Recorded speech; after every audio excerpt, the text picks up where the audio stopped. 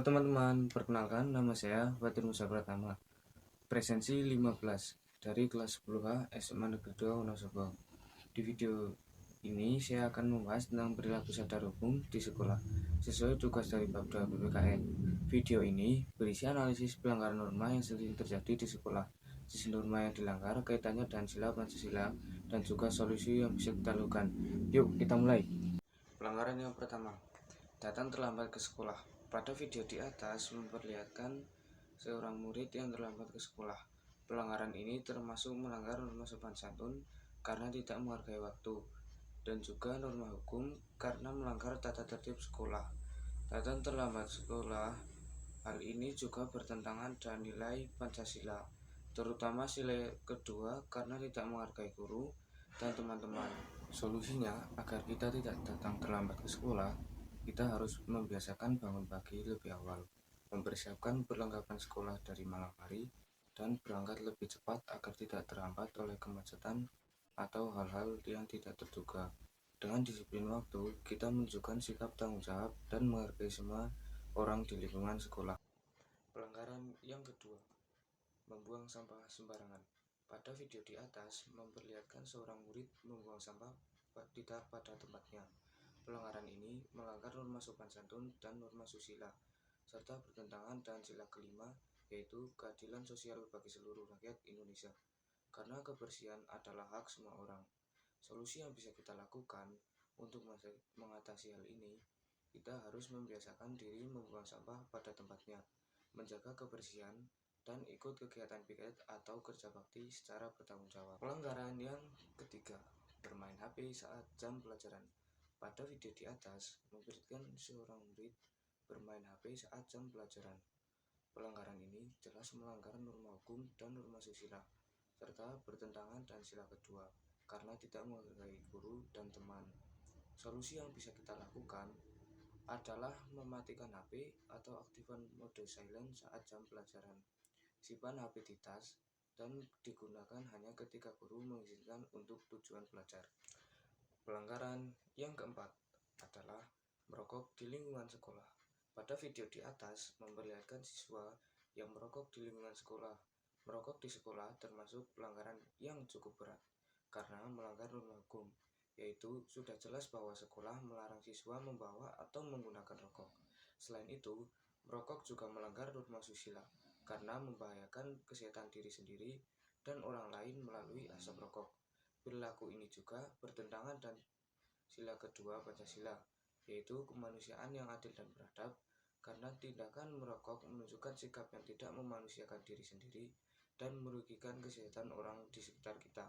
Merokok juga tidak sesuai dengan sila kelima, keadilan sosial bagi seluruh rakyat Indonesia, karena asap rokok membuat lingkungan sekolah menjadi tidak sehat dan mengganggu kenyamanan bersama.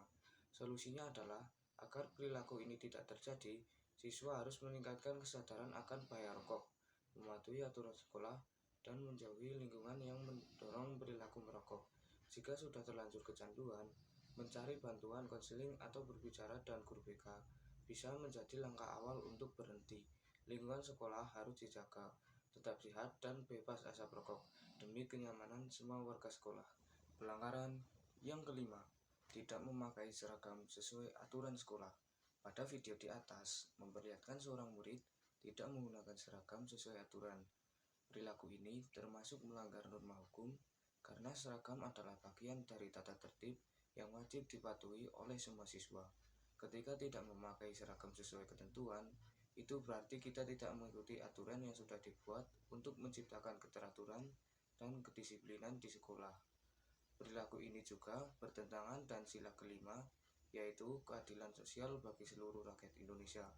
Aturan seragam dibuat agar semua siswa tampak rapi dan setara. Jika ada siswa yang tidak mematuhi aturan, itu artinya ia tidak menjalankan prinsip keadilan dan keseimbangan dalam lingkungan sekolah. Solusinya adalah untuk mencegah hal ini, kita harus selalu mempersiapkan seragam dari malam hari, memastikan atribut lengkap, dan memakai seragam sesuai jadwal harian, seperti seragam upacara, batik, atau olahraga. Jika seragam rusak atau hilang, segera laporkan kepada guru atau orang tua agar bisa diganti. Dengan mematuhi aturan seragam, kita menunjukkan sikap disiplin, tertib, dan menghargai nilai keadilan di sekolah. Pelanggaran yang keenam atau yang terakhir adalah tidak mengikuti piket kelas. Pada video di atas memperlihatkan seorang murid tidak mau melakukan piket. Perilaku ini termasuk melanggar norma susila karena menunjukkan sikap tidak bertanggung jawab terhadap kebersihan bersama. Selain itu, ini juga melanggar norma hukum karena piket adalah aturan kelas yang sudah disepakati dan harus dijalankan oleh setiap siswa. Pelanggaran ini bertentangan dengan sila kelima, yaitu keadilan sosial bagi seluruh rakyat Indonesia, karena ketika seseorang tidak menjalankan piket, maka beban kebersihan menjadi tidak adil dan akhirnya dikerjakan oleh teman-teman lain. Ini juga tidak sesuai dengan sila kedua, karena tidak menghargai kerja dan kenyamanan orang lain. Solusinya adalah, untuk mengatasi hal ini, kita harus belajar bertanggung jawab dan menghargai kerja kelompok, ikuti jadwal piket dengan baik, datang lebih awal jika jadwal piket ada di hari itu, dan kerjakan tugas kebersihan secara bersama-sama. Jika berhalangan, kita bisa meminta izin atau mengganti jadwal agar kebersihan kelas tetap terjaga. Dengan menjalankan piket, kita ikut menciptakan lingkungan kelas yang bersih, nyaman, dan adil untuk semua.